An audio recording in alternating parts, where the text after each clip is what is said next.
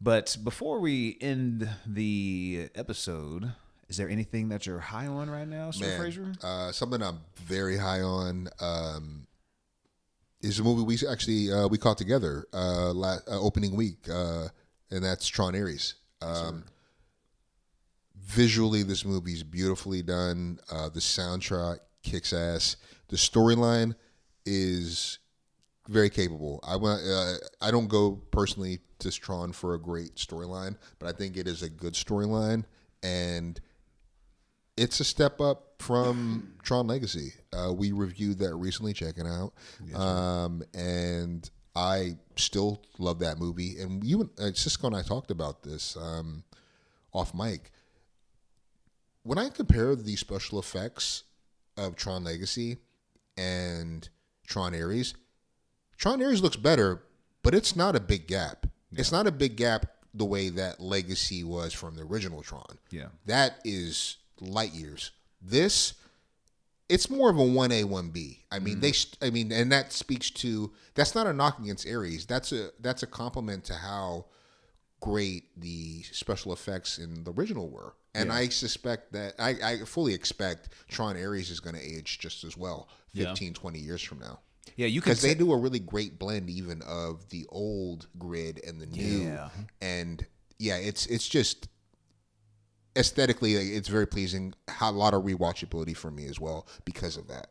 Yeah, like the things that you think that you are going to come to a Tron movie for, they knock out the park. Mm-hmm. The soundtrack is great. The score is great. The sound's awesome. Visually, it's a masterpiece.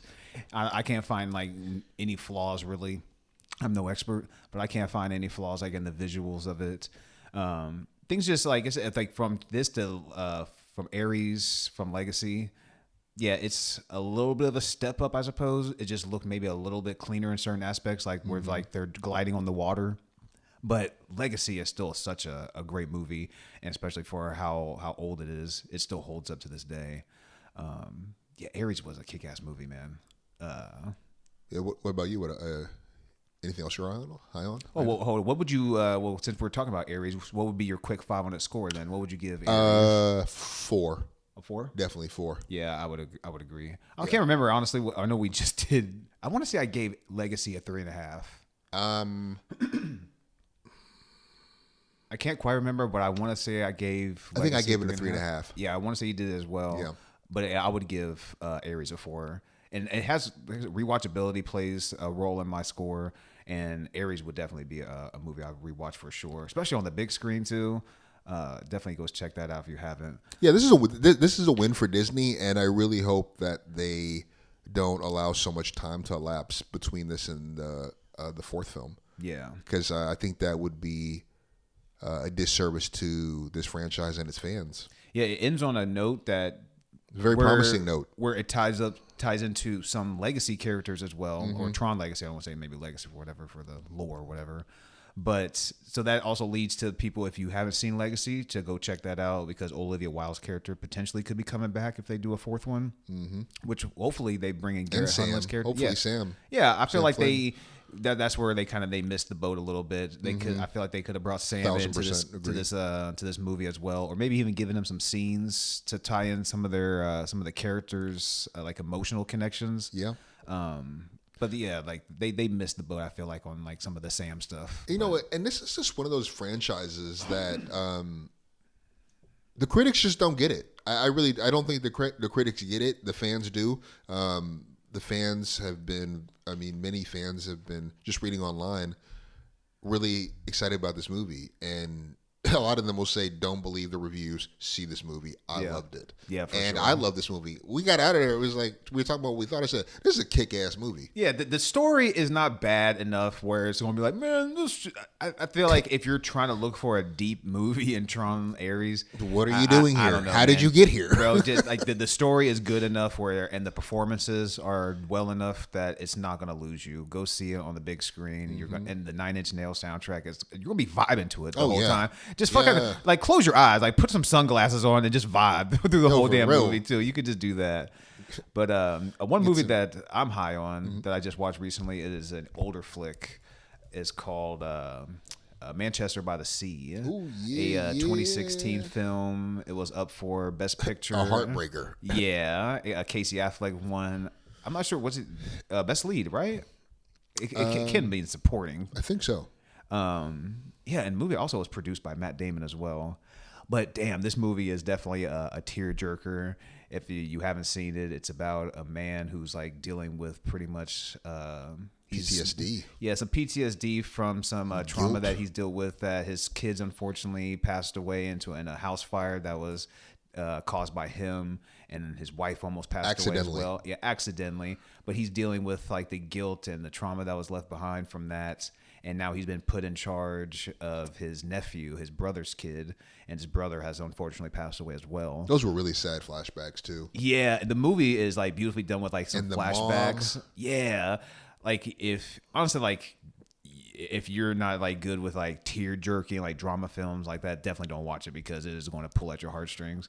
But if you're looking for like a good overall film that's going to like hit home and like really like some good performances, like Casey Affleck delivers like a fantastic performance, and for him like dealing with, like I said, just the guilt that he's like just suffering from like his kids passing, and like dealing with also his nephew who's a little fucking dick. Like his like let's call it, like I know your father passed away as well, so he's dealing with some shit as well. Have you seen this movie? Yeah. Oh yeah. So like when saw it last year, I think for the first time. Oh really? Yeah. When obviously like his son or his nephew his dad passed away. His brother passed away. They're both dealing with it, but he's having like pain or something like that in his stomach.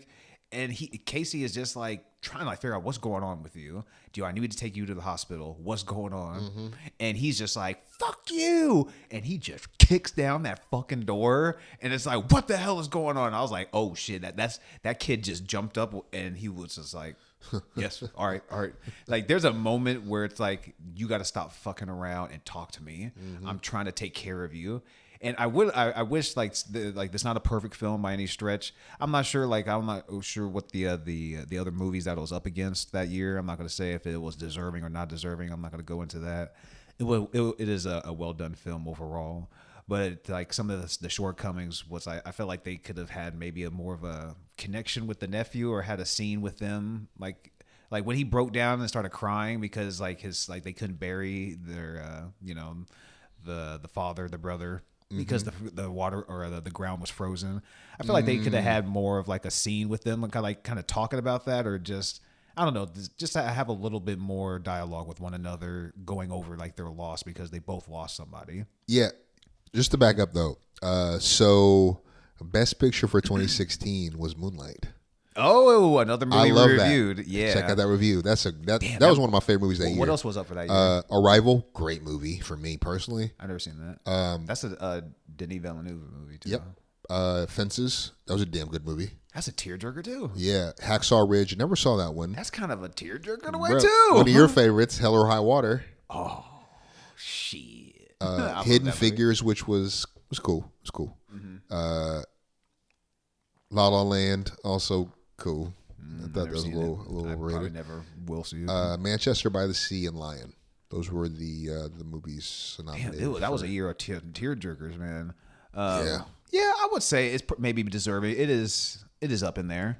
I haven't seen all those films, but yeah, I would say it's probably deserving. I'm not gonna say if it should have won because Moonlight was fantastic. Hell or High Water was fantastic.